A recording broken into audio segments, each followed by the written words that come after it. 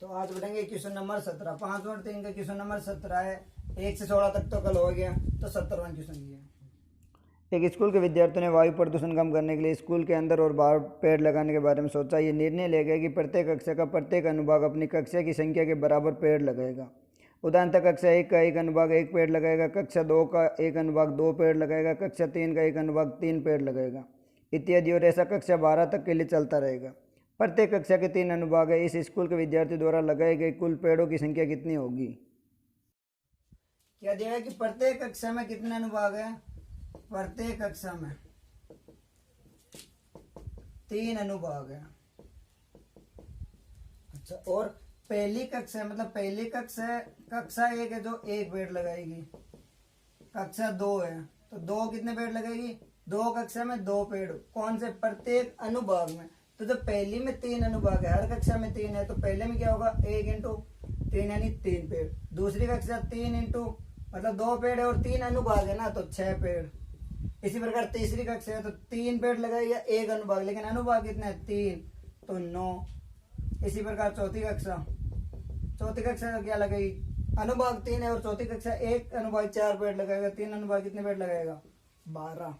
मतलब एपी क्या बन रही है? एपी बन रही है 3, 1 इंटू 3 3, तो 3 6 9 12।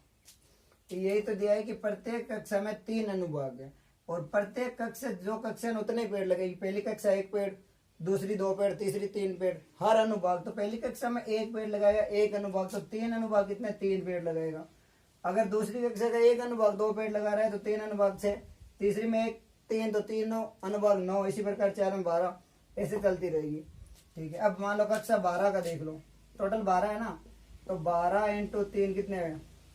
36 पेड़। यानी ये बन रही है कि 3 6 9 12 और लास्ट में कितना हो रहा है? 36। इसका कुल पेड़ निकालने तो ए क्या दिया हुआ है? ए दिया हुआ है 3। डी क्या आ रहा है? डी आ रहा है 6 माइनस 3 यानी 3। एन कितना है? एन है 12। क्यों? क्योंकि कक्षा 12 ही है। और ए एन क्या दिया है? ए एन दिया है 36। क्योंकि 12 कक्षा है तो 12 कक्षा में 1 अनुभाग 12 पेड़ लगाएगा तो 3 अनुभाग कितना होगा? 36 पेड़। अब निकालने के कुल तो एस एन बराबर क्या होता है? एन बट्टा 2 ए प्लस ए एन। कब? जब ए एन दिया होता है ए प्लस ए एन, वरना एस एन बट्टा 2 2a plus N minus 1 into D. अब एस 12 क्योंकि 12 कक्षा है तो 12 बट्टा 2। पहला पद क्या है? पहला पद है 3, तो 3 प्लस 36, तो एस 12 कितना होगा? 6 गुणा 3 और 36 39। इसको गुणा कर लो। 9 इंटू 6 54, तो 5 असल। 6 इंटू 3 18, 18 और 5 23, मतलब 234 पेड़ लगेगी। तो कुल कितने? कुल 234 पेड़। पहली से लेके 12वीं तक 234 पेड़ लगाएंगे। बस ये ध्यान रखना और कुछ नहीं। अगर मान लो यहाँ अनुभाग 3 नहीं होते तो एपी क्या बनती? 1 2 3 4 12 तक बन जाती है। अब जितने अनुभाग दिए तो उसको उतने से गुणा तो करनी पड़ेगी। तो बस यही आंसर है। टोटल 234 पेड़ लगाएगी। Question number 18। केंद्र ए से प्रारंभ करते हुए बारी बारी से केंद्रों ए और बी को लेते हुए त्रिज्या 0.5 सेंटीमीटर, 1 सेंटीमीटर, 1.5 सेंटीमीटर, 2 सेंटीमीटर वाले उत्तरोत्तर अर्धवृत्तों को खींचकर एक सर्पिल बनाया गया है, जैसा कि आकृति 5.4 में दर्शाया गया है। 13 क्रमागत अर्धवृत्तों से बने इस सर्पिल की कुल लंबाई क्या है? पाई बराबर 22/7 लीजिए। तो 18वां क्वेश्चन इसमें क्या दिया है कि एक तो ए को केंद्र लेना है, एक बार बी को केंद्र लेना है और अर्धवृत्त बनाया है। जैसे ए को केंद्र मान के ये अर्धवृत्त बना दिया 5.5 सेंटीमीटर त्रिज्या, फिर बी को केंद्र मान के ये अर्धवृत्त, फिर ए को केंद्र मान के ये, फिर बी को मान के, मतलब एक बार ए और एक बार बी को मान के ऐसे 13 अर्धवृत्त बनाए हैं। तो कुल कितने अर्धवृत्त है?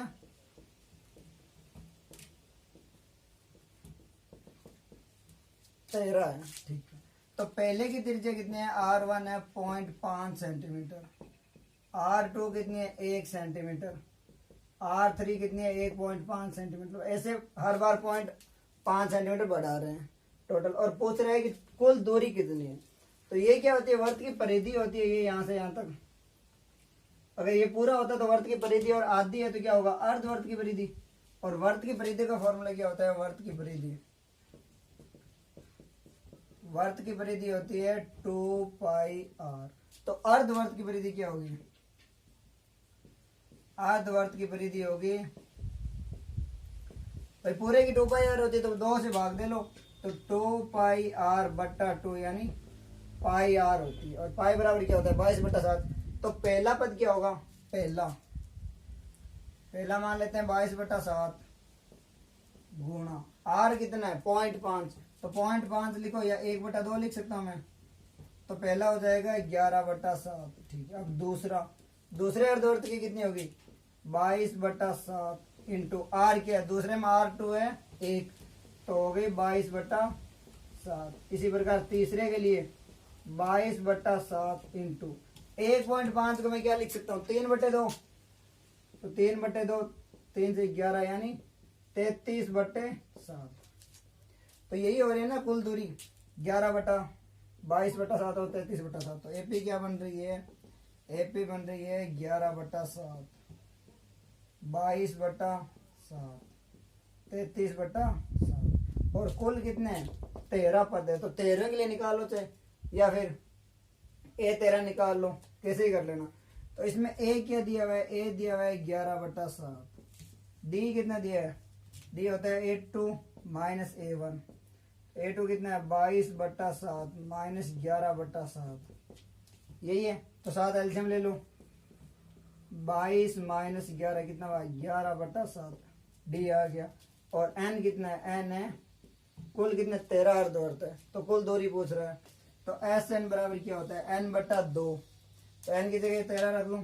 13/2 2 इंटू ए कितना है? 11/7 प्लस एन कितना है? 13। तो 13 माइनस 1 12 इंटू डी कितना है?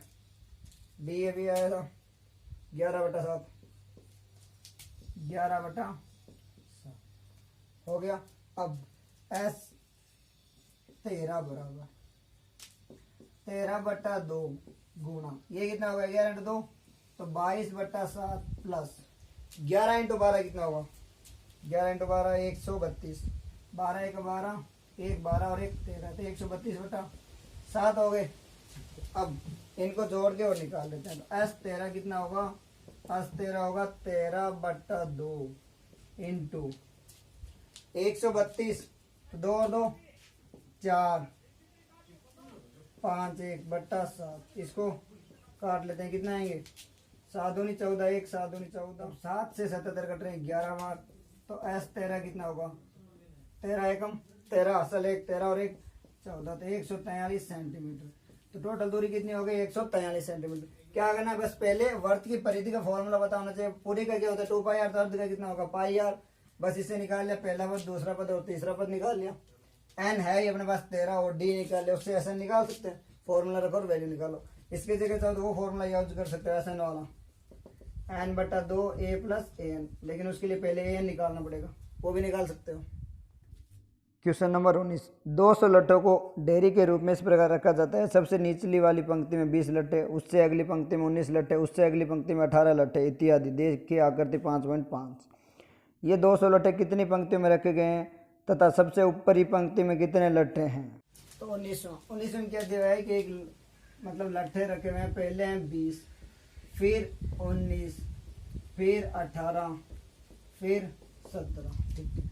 तो पहले वाली लाइन में कितना है? 20 है। तो ए हो गया 20, A2 कितना हो गया? 19। ऐसे रखे हुए हैं।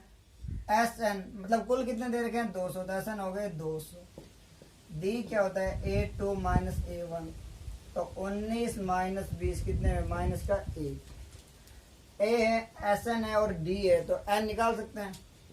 एस एन का फॉर्मूला क्या होता है? n/2 2a plus n minus 1 into D. S N कितना दिया हुआ है? 200। तो 200 बराबर n/2 2 इंटू ए कितना है? 20 plus n minus 1 into minus का 1। 2 को इधर गुणा में ले आओ तो 200 इंटू 2 बराबर n। 20 इंटू 2 40। इसको एक बार इससे गुणा करेंगे तो माइनस का n, एक बार इससे करेंगे प्लस 1।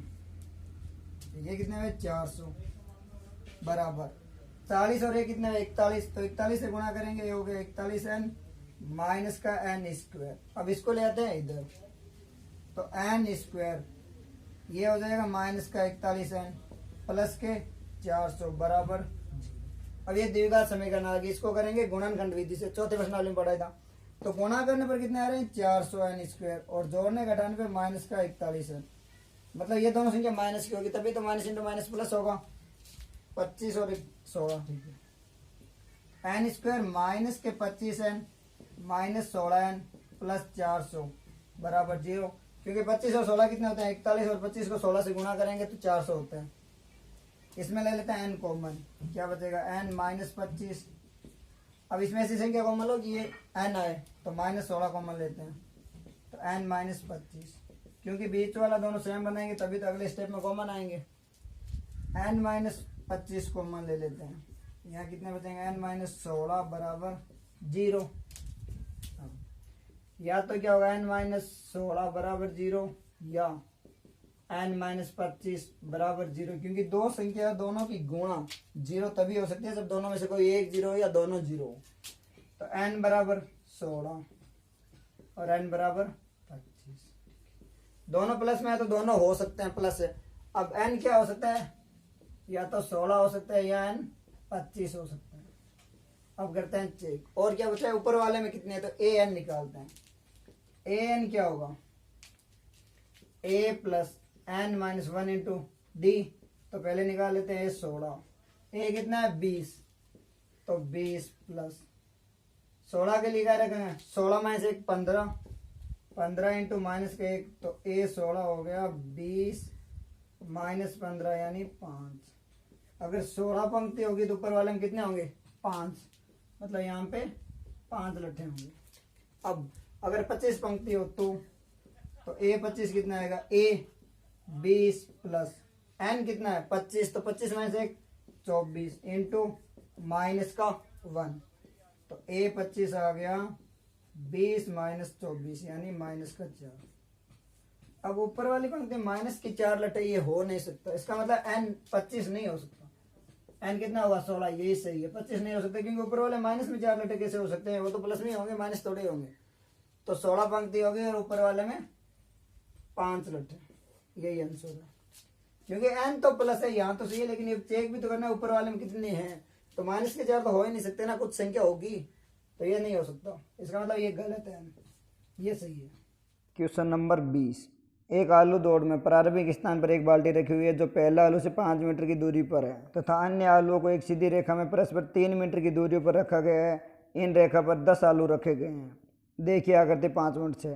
प्रत्येक प्रतियोगी बाल्टी से चलना प्रारंभ करती है, निकटतम आलू को उठाती है, उसे लेकर वापस आकर दौड़कर बाल्टी में डालती है। दूसरा आलू उठाने के लिए वापस दौड़ती है, उसे उठाकर वापस बाल्टी में डालती है, और वह ऐसा तब तक करती रहती है जब तक सभी आलू बाल्टी में नहीं आ जाए। इस प्रतियोगी को कुल कितनी दूरी दौड़नी पड़ेगी। तो बीच में क्या है कि एक रेस हो रही है जहाँ पे पहला है ना आलू है जो 5 मीटर पे, उसके बाद सारे 3-3 मीटर छोड़ के टोटल कितने 10 रखे हुए। तो यहाँ से कोई जाएगा और यहाँ तक जाके वापिस आएगा, मतलब 10 मीटर। तो पहली बार में कितना चल रहा है 10 मीटर ही चलेगा ना, मतलब यहाँ से जाएगा यहाँ और फिर वापिस यहाँ के रखेगा, तो 5 जाने और 5 जाने में 10, फिर दोबारा यहाँ से चलेगा और इसको उठाएगा और वापिस लाके इसमें डालेगा। तो कितने 5 और 3 8, तो 8 और 8 16, तो दोबारा चलेगा 16 मीटर। फिर तीसरी बार यहाँ से जाएगा, यहाँ पे इसको उठाएगा और वापस इसमें डालेगा, तो 6 और 5 11, 11 इंटू 2, क्योंकि डबल चल रहा है ना, एक बार जा रहा है एक फिर आ रहा है, तो 22 मीटर। मतलब एपी क्या बन रही है, एपी ये बन रही है कि 10 16 22, और टोटल कितने हैं 10 पदों तक योग ज्ञात करना है ना भाई, योग ही ज्ञात करना है, कुल कितने चल रही है ये तय करना है। अब ए कितना है अपने पास 10, डी क्या है A2 माइनस A1 यानी 16 माइनस 10 कितने में 6 हो गए। अब n कितने n है 10, तो an निकाल सकते हैं, n बराबर क्या होता है a plus n minus 1 into D, तो a 10, a कितने है 10 मीटर, तो 10 प्लस 10 माइनस 1 क्या हुआ 9 इंटू डी कितने है 6, तो 10 प्लस 9 इंटू 6 54, तो ये हो गया 64 मीटर। निकालना क्या है योग, ये कुल कितनी दूरी तय कर रही है भाई, यहाँ से जाएगी यहाँ इसमें डालेगी, फिर वापस जाएगी यहाँ फिर डालेगी, फिर इसमें जाएगी या फिर यहाँ से जाएगी यहाँ इसको उठाएगी और फिर इसमें डालेगी, फिर इसको उठाएगी यहाँ डालेगी, डबल दूरी तय कर रही है ना। ठीक है, तो एस एन बराबर होता है एन बटा 2 ए प्लस ए एन। कब? जब ए और ए एन दिया हो, ए और ए एन है अपने पास। तो एस 10 बराबर 10 बटा 2, ए कितना है 10 प्लस ए एन कितना है 64। तो एस 10 बराबर हो गया 5 गुना 64 और 10 74। तो कुल दूरी एस 10 बराबर क्या है, इसको गुणा कर लो, 5 इंटू 4 20, असल 2, 5 इंटू 7 35 और 2 37, 370 मीटर। मतलब कुल कितनी दूरी तय करेगी? कुल दूरी तय करेगी कितनी? 370 मीटर। यही आंसर है। और इसी के साथ 5 प्रश्नावली कंप्लीट।